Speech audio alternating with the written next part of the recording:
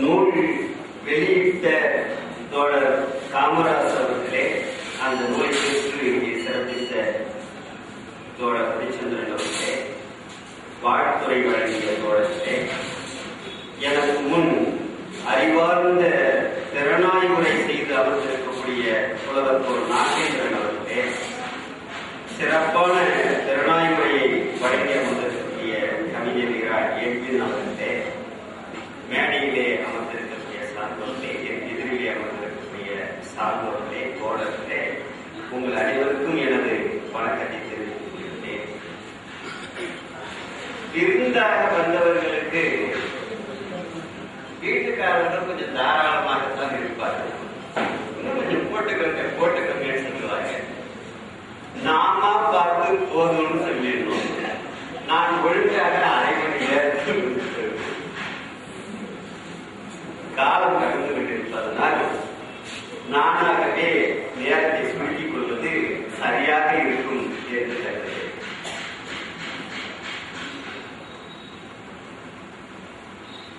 அறிவார்ந்த கருத்துக்களை இந்த கவிதை நூல் திறனாய்வு என்ற பெயரிலே தோழர்கள், 2 தோழர்கள் மிகச் சிறப்பாக வைத்திருக்கிறார். தோழர் எட்வின் அவர்கள் கருப்பும் சிவப்பும் இணைவதன் தேவை பற்றியெல்லாம் கூறினார்கள். அவர் ஒரு நல்ல கருத்தை கூறினார்.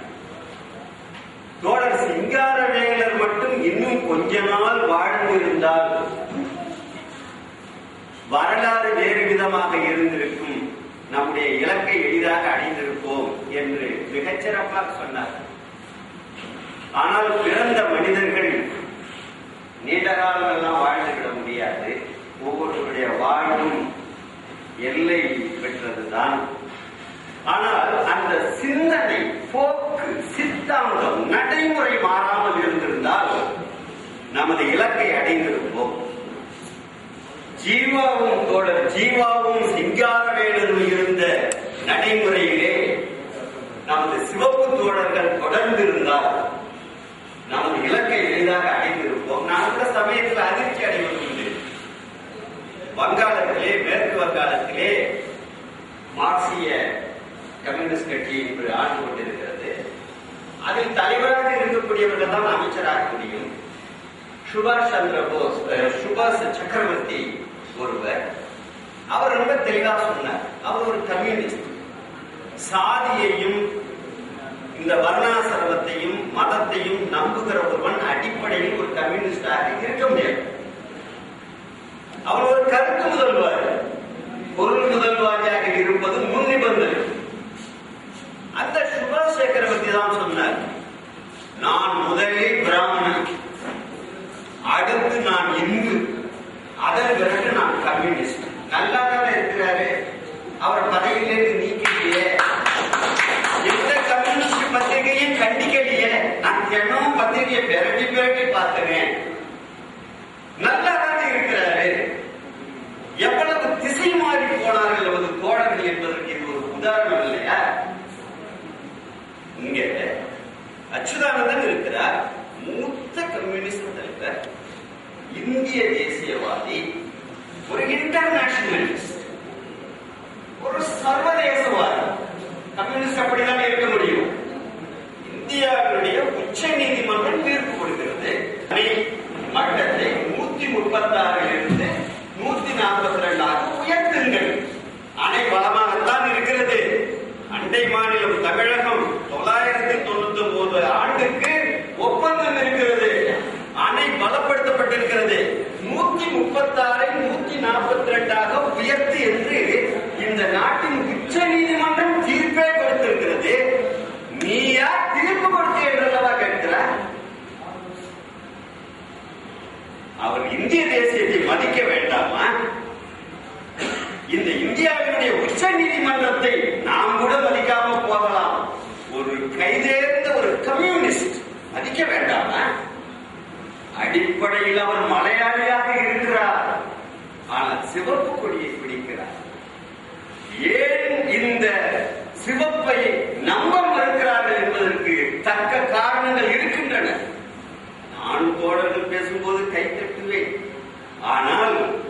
சில கேள்விகளை எழுப்பும் போது அவர்களிடம் பதில் இல்லை.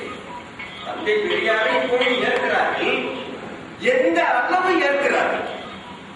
தந்தை பெரியாருடைய அத்தனை கூறுகளையும் ஏற்கிறீர்களா என்று கேட்டால் அதற்கு பதில் இல்லை. தந்தை பெரியார் சொன்னார், வேறு எனக்கு என்ன வழி, சூத்திரங்கிறது மாறுவதற்கு என்ன வழி, இந்த சாதி இழிவு மாற பிரிவினை தவிர வேறு என்ன வழி என்றெல்லாம் கேட்பார். பிரிவினைக்காக நான் கேட்கவில்லை, வேறு வழி இல்லாமல் கேட்கிறேன் என்று பெரியார் சொல்லுவார். இந்திய அரசியல் சட்டத்திலே 1957 எந்தெந்த பிரிவுகளில் சாதி ஒளிந்து கொண்டிருக்கிறது என்று பார்த்து எரித்து விட்டு சிறைக்கு போனார். இன்று வரை இந்திய அரசியல் சட்டத்தில் அந்த பிரிவுகள் எல்லாம் சாதி பத்திரப்படுத்தப்பட்டிருக்கிறது என்று பெரியார் கூறினாரே, எத்தனை தேசியவாதிகள் அதை மாற்ற முன் வந்தார்கள்? பெரியார் சொன்னார், நான் இந்தியை எதிர்க்கிறேன், என் தாய்மொழி தமிழ் என்பதற்காகவோ அல்ல, இந்த இந்திக்கு பின்னால் இந்து மதம் ஒளிந்து கொண்டிருக்கிறது, வர்ணாசிரமம் ஒளிந்து கொண்டிருக்கிறது, தற்காலிகமாக இந்தி, நிரந்தரமாக சமஸ்கிருதம் என்பதை அரசியல் சட்டத்திலே இருக்கிறது பார்த்து சொன்னார். தேவநாகரி எழுத்துதான் எழுதணும், சமஸ்கிருதத்தில் இருந்து மட்டுமே வார்த்தைகளை பெற வேண்டும் அப்படின்னு சொல்லி தெளிவாக அரசியல் சட்டத்திலே எழுதப்பட்டிருக்கிறது. நமது கம்யூனிஸ்ட் தோழர்கள் இதை மறுக்க வேண்டும். ரஷ்யாவில் இருந்தது மாதிரி அந்தந்த தேசிய இன மொழிதான் ஆங்காங்கே ஆட்சி மொழியாக இருக்க வேண்டுமே ஒழிய இந்தி ஒரு பொது ஆட்சி மொழியாக இருக்கக்கூடாது என்று வந்துவிட்டால் இதுதான் நிலைமை. சிலவற்றை சரி செய்ய வேண்டியிருக்கிறது. தேசிய இனங்கள் எழுந்து போராடி கொண்டிருக்கின்றன. தேசிய இனங்களுடைய உரிமையை இன்று பெரிய மார்க்சிய தலைவர்கள் எதிர்க்கிறார்கள். காரத் ஒரு நல்ல மார்க்சியவாதி, சோசியல் சயின்டிஸ்ட் என்ற அந்த இதழிலே எழுதுவார். காரத் என்ன எழுதுவார் என்றால், இந்தியாவிலே வளர்ச்சி அடைந்த 12 தேசிய இனங்கள் இருக்கின்றன, துணை தேசியங்களும் பல இருக்கின்றன. உண்மை 12 விட கூட இருக்கிறது, ஆனால் 12 என்று அவர் கூறுகிறார். அதை நம்ம கேட்கலாம். அப்ப இந்த 12 தேசிய இனங்களை பிரகாஷ் காரத் ஏற்கிறார். அவர்களுக்கான உரிமை என்ன என்பதை இங்கே வரையறுத்து லெனின் கூறியது போல, ஸ்டாலின் கூறியது போல தேசிய இனங்களுடைய உரிமையை இங்கே வலியுறுத்தி தேசிய இன குடியரசுகளின் கூட்டமைப்பாக இந்தியாவை வைப்பதாக இருந்தால் சிவப்பு கொடி கீழே அணிதிரண்டு விட மாட்டார்கள் அத்தனை பேரும். இந்த என்ன தேசிய இன உரிமை போராட்டம் என்பது என்ன மார்க்சியத்துக்கு விரோதமானதா?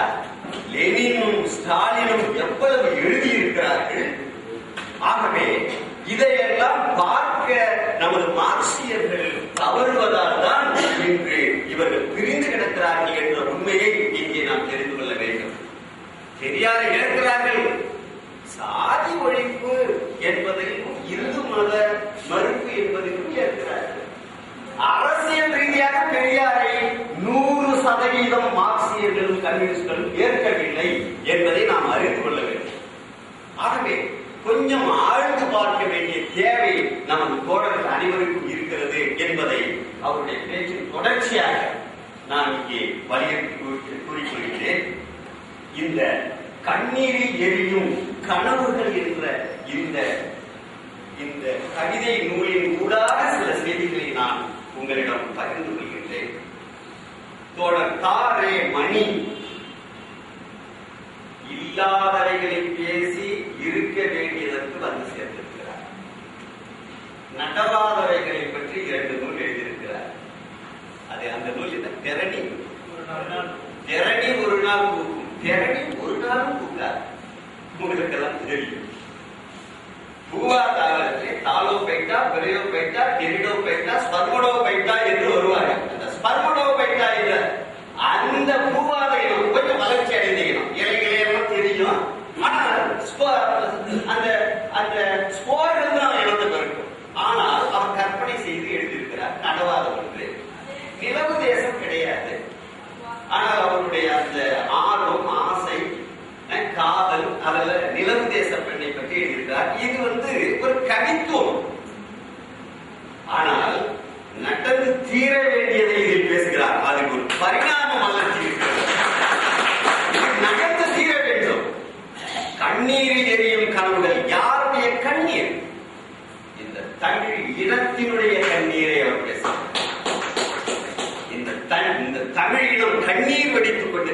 கனவுகளெல்லாம் எரிந்து போகின்றன, கரைந்து போகின்றன கூட சொல்லல. கரைஞ்சா கூட புசு புசுன்னு காஞ்சி போயிருக்கிறது.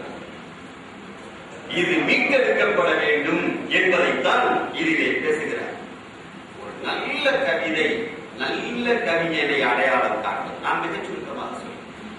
ஒரு நல்ல கவிதை, நல்ல கவிஞனை அடையாளம் காட்டும். நல்ல கவிதைகளில் இருக்கின்றன. நெருப்பு துண்டுகளை இதற்குள் ஒழித்து வைத்திருக்கிறார். மக்கள் கலைஞன் என்ற பெயரை அவருக்கு பெற்றுத்தரும் நல்ல கவிதையை சமுதாயத்தை ஒரு கட்டத்திலிருந்து அடுத்த கட்டத்திற்கு கொண்டு செல்வதுதான் நல்ல கவிதை. இதுபோல நல்ல கவிதைகளை பாலஸ்தீனத்திலே வடித்தார்கள். பாலஸ்தீனத்திலே மண்ணை இஸ்ரேலுக்கு மீட்டெடுக்க வேண்டிய தேவையையும் கவிதைகளாக வடித்து உசுப்பினார்கள். இத்தகைய போகை ஆப்பிரிக்காவிலே பார்க்கலாம். ஆப்பிரிக்காவிலே அந்த கவிதைகள் அந்த கருப்பு மனிதர்களுடைய உரிமையை பேசும். பாப் இசை என்பது கூட அவர்களுடைய சொந்த நாட்டு இசை. பாப் இசையை அவர்கள் முன்னிலைப்படுத்தியதற்குள்ளே அவருடைய தேச உணர்ச்சி ஒளிந்து கொண்டிருந்தது. இப்பொழுது நாம் அதை பற்றி பேச வேண்டியதில்லை. தமிழகத்திலே கவிதைகளை பாலுணர்வு கவிஞர்களுக்கு தான் பெரும் பேரு. முதல்வரிடம் ஒட்டி உட்கார்ந்து உரசுகிறார்கள். அவர்களுக்கு என்னமோ இவர்களை எல்லாம் பிடிக்கவில்லை, வாலியை தான் பிடிக்கிறது. வார்த்தை வயகரா என்று புகழப்படுகின்ற அந்த ஆபாச கவிதைகளை அள்ளித்தொழிக்கிற வாலி மிக நெருக்கமாக ஒரு கருத்து முதல்வரை பார்த்து புன்னகைக்கிறார். ஆகவே அவர்களுடைய நோக்கம் என்னவென்றால் இந்த சமூகம் கிளர்ந்து எழுந்துவிடக்கூடாது என்பதற்காகவே எழுதுகிறார். தமிழ்மணி இந்த சமூகம் கிளர்ந்து எழ வேண்டும் என்பதற்காக எழுதுகிறார். ரெண்டு கவிதைகள் தான். இந்த சமூகம் இப்படியே போனா ஆதிக்க சக்திக்கு நல்லது, அதிகாரத்தில் இருப்பதற்கு நல்லது. உனக்கு என்ன தேவை? இரவு திறந்திருக்கும், கூத்திக்கோ. சரக்கு சரியில்லைங்கிற கலெக்டருக்கு உடனே போனேன், அங்க வருவார். டாஸ்மாக் சரக்கு சரியில்லைன்னா இந்த அரசு சகிக்காது. 2 ரூபாயாக குறைந்ததால் ஒரு பெரிய செலவு வந்துவிடப் போவதில்லை. ஆனால் இந்த மக்களை எதிர்த்து போராடாதவர்களாக, தங்களுக்கு என்று ஒரு இலக்கு அரசியல் அற்றவர்களாக, தங்களை பார்த்து நிரந்தரமாக வாளை ஆட்டிக்கொண்டே இருப்பவர்களாக ஆக்கும் புத்தி அதற்குள் இருக்கிறது. அப்பனுக்கு வாய்வழி சாராயம், மகனுக்கு கண்வழி சாராயம். வீட்டிலிருந்து புறப்பட்டு வந்தேன். கலைஞர் டிவி நல்ல நாளில் திறமாக செயல்பட தொடங்கி இருக்கிறது. போட்டி நடக்கிறது. சன் டிவிக்கும் கலைஞர் டிவிக்கும் இன்று போட்டி நடக்கிறது. ரெண்டிலுமே மாளவிகா ஆடுகிறார். யார் குறைவான ஆடை கொடுத்து ஆட வைப்பது என்பது அவர்களுக்கு சிம்மின்னு ஒரு உடை சொல்லுவாங்க. அதை போட்டுக்கொண்டு மாளவிகா சன் டிவியில் ஆடுகிறார். குட்ட கவுன போட்டுக்கிட்டு அதே மாளவிகா அதே நேரத்தில் விட்டு விடுவாரா கலைஞர், அதே நேரத்தில் கலைஞர் டிவியில் ஆடுகிறார். ஆனால் கலைஞரால் ஈடு கொடுக்க முடியவில்லை. சன் டிவி சாதாரணமான டிவி இல்லை. பெரியார் 1925 73 வரை 50 ஆண்டு காலம் உழைச்ச செய்த சாதித்த பலனை எல்லாம் 5 ஆண்டுகளில் தரைமட்டமாக்கியவர்கள் அல்லவா சன் டிவி. எந்த வகையிலும் அவர்களுக்கு கீழாக போய்விடக்கூடாது என்று கலைஞர் டிவி, கலைஞர் தொலைக்காட்சி மிகச் சரியாக தொடங்கி இருக்கிறார்கள். நான் உங்களுக்கு கேரண்டி தருகிறேன், இந்த தமிழ் சமூகம் சீரழிந்து பொறுக்கியாக தெரியும். இவர்கள் பொறுக்கியாக தெரிவார்கள். முழு உத்தரவாதம் நாம் தரலாம். அந்த அளவுக்கு என்று இந்த தொலைக்காட்சி பெட்டிகளுக்குள்ளே இங்கே பெரிய போட்டி நடந்து கொண்டிருக்கிறது. இந்த காலகட்டத்தில் தான் சின்ன ஒளி ஒன்றை படைத்திருக்கிறார். பெரிய மனிதர்கள் எல்லாம் சமூகத்தை சீரழிக்க முனையும் போது இந்த திருவாரூரிலே இருக்கக்கூடிய ஒரு இளைஞர் ஒரு சின்னஞ்சிறு ஒளியை படைத்திருக்கிறார். தண்ணீரில் எரியும் கல். இது ஒரு எதிர்கால தமிழ் சமூகத்தை, விடுதலை பெற்ற சமூகத்தை வடிக்க முயற்சி செய்கிறது. இதனுடைய உள்ளீடு என்ன என்பதை தொடக்க பாடலே காட்டுகிறது. தொடக்க பாடல் வழி தேடும் வரிகள் என்று கொடுத்திருக்கிறார். தோழர்கள் முன்னமே சொல்லி காட்டியிருந்தாலும் கூட நான் சிலவற்றை அதில் சொல்ல வேண்டும். தொடக்கம் யார் மணி கட்டுவது அவர் தோழர் குறிப்பிட்டார். கடந்த கால வரலாறு ஒரு வரியில கட்டினான் ஈரோட்டுக்காரன், அது வரலாறு. அடுத்து வர்றாரு கழுகுகளும் நாய்களும் நரிகளும் பிடுங்கி தின்ன சாலையோரத்தில் அடிபட்டு கிடக்கும் உயிரினமாம் என் தேசம். இந்த சின்ன பிள்ளையில இந்த மாடு உரிச்சி போட்டதை பார்த்து பயந்து எட்ட நின்று பார்த்துருக்கேன். அப்படியே பறந்து உமா பெருசு பெரிய அது என்ன கழுகா இப்ப அதெல்லாம் காணும்.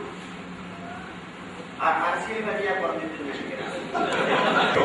அதை பார்த்து அந்த செத்த மாடை உரிச்சு போட்ட மாடை நாயெல்லாம் அப்படியே கடிச்சு புதறி இழுக்கும். கழுகு உடைச்சு அப்படியே புடிச்சு திங்கும். இன்று தமிழகத்தை 4 திசைகளிலும் விடுவி தின்று கொண்டிருக்கின்றன பன்னாட்டு நிறுவனங்களும் வடநாட்டு முதலாளிகள். எல்லாத்தையும் பறிமுதல் பண்ணிக்கின்றனர். இன்று தமிழர்கள் பறிமுதல் செய்யப்பட்டுக் கொண்டிருக்கிறார்கள்.